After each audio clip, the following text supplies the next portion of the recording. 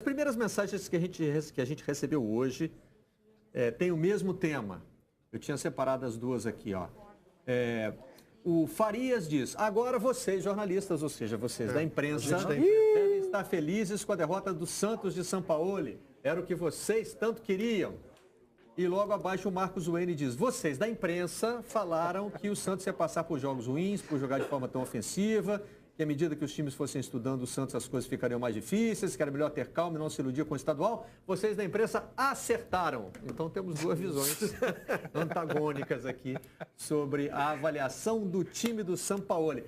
É que assim, o Sampaoli parece que ele realmente veio para causar, né? Porque as primeiras vitórias foram muito impressionantes e a primeira derrota é acachapante. Demais. Né? Demais. Parece que ele não veio para trazer um meio termo para o futebol brasileiro. O que mais me preocupa é a segunda mensagem. O que a gente acertou? Que vai dar errado mesmo. Porque joga muito ofensivamente. Tomou os gols porque joga muito ofensivamente. Quase sempre quando a gente olha para um time que, em tese, no papel, tem menos poderio técnico, joga defensivamente e acaba perdendo, então, quando o cara disse que vocês da imprensa acertaram, você ficou magoado, é isso? Fiquei. Quando vem alguém disposto a jogar ofensivamente e perde, a gente atribui a ofensividade. Porque, no fundo, somos um país de conservadores. Totalmente. Ao olhar para o futebol. Temos o discurso do jogo bonito. Eu estou tratando da minha seara. Somos o país do resultado, Mansur. Vamos nos ater ao futebol, então, né? E outra coisa, a derrota do Santos por 5-1 ontem tem muito mais a ver com erros individuais, com um jogo de características atípicas, do que com erros de sistema, de aplicação de modelo de jogo. Foi um dia ruim. Exato. Mas foi um dia muito ruim. Foi um dia muito ruim, foi o São Paulo ao contrário. A estatística do jogo ajuda a mostrar o quanto é atípico. O quanto ele foi ruim. A estatística do jogo ajuda a mostrar o quanto é atípico.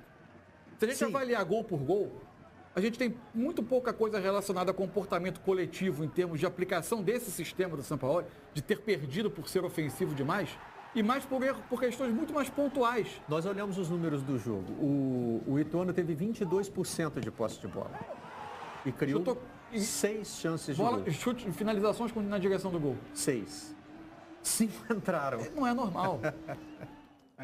Foi realmente muito impressionante, né? Olha aí, ó. 10 finalizações contra 15 do Santos, 6 delas na direção do gol. 5 entraram. Né? O Santos, por exemplo, finalizou 15 vezes, mas também só conseguiu 3 na direção do gol. Se você analisa, em termos de resultado, o grande desastre está no primeiro tempo. Como execução de sistema, você pode dizer que o Santos fez com a bola uma partida abaixo. Porque ele teve muita dificuldade de atacar um adversário que não o pressionou desde a saída de bola, marcou muito forte, mas a partir da intermediária. Embora tenha trocado o seu número padrão de passe. Número padrão de passe, mas a chegada à área em condição de finalizar bem não foi tão. Não funcionou tanto dessa vez. Isso é um ponto. De resto, se você analisar em termos de resultado, o grande desastre que se concentrou no primeiro tempo, uns 4 gols, você vai ter uma bola perdida do Aguilar.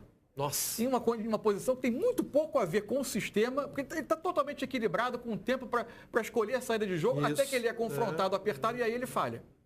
Você tem um gol de bola parada, que o Santos marcou mal a bola parada nesse gol do primeiro tempo e no quinto gol no segundo tempo. E aí você tem uma outra situação, o primeiro gol sim é uma bola perdida no campo do Santos, mas nem é um lance que o Santos está totalmente adiantado. O que talvez deixe para reflexão é que a tentativa do Copete, numa linha de 4 defensores como lateral esquerdo, ela aí deixa alguns problemas. Ou pelo menos nesse jogo deixou, e seja um processo de adaptação que vai durar mais algum tempo nessa temporada. Porque nos dois lances, ao fechar da lateral para dentro da área, para compor o posicionamento defensivo, já que a jogada vem do lado esquerdo, ele permite a antecipação do adversário. Claro. E aí ele se equivoca 2 vezes. Agora, é curioso que parece que o Santos já está preparado para o tipo de crítica que vai sofrer quando as coisas derem errado, né? Vamos ver o que disse, por exemplo, o Vitor Ferraz. Si hablamos 78%, el rival tuvo un 22% y hizo 5 goles. O sea, normalmente a veces la posesión no te determina un resultado. Sufrimos puntualmente 5 o 6 remates, de los cuales 5 fueron goles. Partido muy raro para explicar, pero es lo que nos tocó. Hay que pedirle disculpas a la gente porque venimos ilusionados a jugar un buen partido, a ganar acá. No pasó. tanto o Vitor Ferraz quanto o São Paulo pedem desculpas, né? Me chama a atenção no discurso do Vitor Ferraz fazer questão de dizer que não é soberba, logo no começo, né? E no fim dizer que não é para mudar a proposta porque deu errado dessa vez. Esse é um grande... né?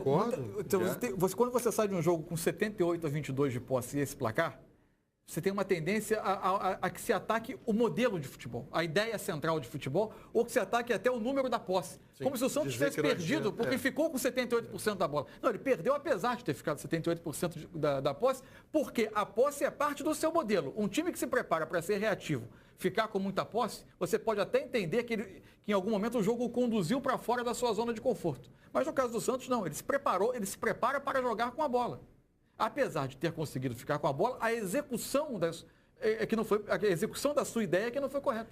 Ontem teve uma... Fala aí. Não, e deu assim, como o São Paulo falou, né? E a gente viu ali nos números, o Ituano ia lá e fazia o gol. Ou seja, criava oportunidade e fazia o gol. E mais. O jogo tem 90 minutos, ok, beleza. Só que com 25 minutos, 20 e poucos minutos no primeiro tempo, já estava decidido já. Eu só tenho um pouco de dificuldade de acreditar que o acaso acontece 5 vezes. Não. Mas aí eu acho que é outra coisa. A sucessão de erros, realmente. É evidente que a sucessão de erros criou situações de finalização ao Ituano muito claras, por isso o aproveitamento é maior. Possibilitou. O importante é que isso leva a gente a um mundo mais real. Porque depois da quarta vitória do Santos, ela acabou alimentando também uma corrente que no fundo é prejudicial. Tá vendo? Dá para fazer time em menos de um mês. E não tem time pronto em menos de um mês. A execução, em especial a execução de uma forma de jogar nova, conduz ao erro. Essa mudança de tom apareceu, por exemplo, na conta de Twitter do Santos, que estava super brincalhona nos primeiros jogos, criando a hashtag Crise no Santos, e tratando ironicamente dos gols que eram marcados nas goleadas, dizendo que assim não dá, não é possível mais um gol do Santos, né? E ontem... um texto mais padrão. Tivemos uma noite muito infeliz, uma carinha triste. Parabéns ao Ituano, vamos levantar a cabeça, melhorar e seguir adiante, pois temos pela frente a estreia na Copa do Brasil. Barreto. Aí as hashtags são segue o jogo e há fechados com o Sampaoli, que vem sendo mantida desde o início, quando o esquema de jogo estava sendo ainda... Não era nem o esquema, não. Era mais a questão da adaptação, algumas entrevistas do Sampaoli. Instabilidade, né? Rodrigo chamou. Não, essa foto aí é dos jogadores que apareceu no Twitter do Santos, reunidos no final do primeiro tempo, tentando entender o que tinha acontecido e planejando o segundo, o que não deu muito certo. Agora, o que eu queria perguntar para vocês é se vocês acham que o fato do Santos, assim, nos últimos 2 jogos pelo menos, ter entrado com um sistema de 3 zagueiros e ontem com 2, pode ter dado uma confundida no esquema, tanto que o Luiz Felipe foi entrar no final do jogo e o Aguilar, que vinha sendo líbero, acabou falhando em pelo menos 2 bolas, né? Talvez essa proposta de... mas nem sempre o Santos entrou com a linha defensiva de 4, de 5. Muitas vezes o Santos, na posse da bola, iniciava as jogadas com 3 atrás, porque o Alisson entrava entre os defensores para fazer a saída. Agora, na hora de defender, o Santos muitas vezes se organizava em linhas de 4. A linha era de 4 mesmo. Não, mas o que o Rodrigo questiona, eu acho que assim, se talvez o elenco do Santos ainda não esteja preparado para mudanças de sistema de um jogo para outro. Isso vai acontecer com o tempo. E por que não está preparado? Porque não tem time pronto em janeiro. Não existe time pronto em janeiro. Agora, o resultado é relevante. Parece fevereiro já, né? Já estamos em fevereiro. O resultado é tão relevante que a gente foi fazer uma pesquisa para buscar a última vez que aconteceu algo semelhante, né? O Santos sofrer uma goleada de 5-1 para um time pequeno no Campeonato Paulista. Nós achamos diferença de 4 gols e tivemos de ir até 2004. Nossa! Agora, em 2004, curiosamente, aconteceu 2 vezes. O Santos levou 4-0 do Paulista e nessa época estava despontando, né? O Paulista em 2005 é que vence o Fluminense e conquista 2005. A Copa do Brasil, né? Foi no dia 25 de fevereiro de 2004. Não tinha time pronto em fevereiro também. Naquela época. E perdeu para o São Caetano de 4-0 também, já no dia 3 de abril de 2004. E depois foi campeão brasileiro no mesmo ano, né? O Santos. Em dezembro seria campeão brasileiro, é verdade. Tem uma goleada de 4-1 para Penapolense no Paulistão de 2014, mas até 2004, na nossa pesquisa, nós não achamos uma derrota do Santos sofrendo 5 gols de um time pequeno. Teve 5-1, por exemplo, para o Grêmio no ano passado, já teve um 6-2 para o Vitória, mas aí são rivais da Série A do Campeonato Brasileiro, claro. É outro cenário, né? Até o São Caetano, na época, também tinha um time forte. O São Caetano de 2004 ainda era... Ainda era um time né? competitivo. Ainda era um time forte. Se não estou errado, eliminou o São Paulo no Paulista, no Morumbi.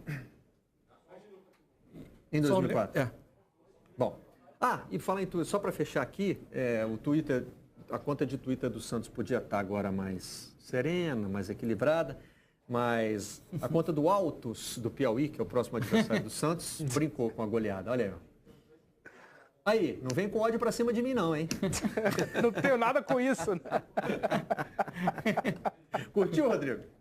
Pô, o Santos está com altos e baixos, o baixo foi ontem. Talvez o alto seja contra o próprio time. E o Altos está pedindo aí pro Santos não vir Vem com devagar, ódio, vem né? devagar. Vem devagar, vamos com calma. É jogo único com vantagem do empate para o Santos. O Rodrigo volta daqui a pouquinho.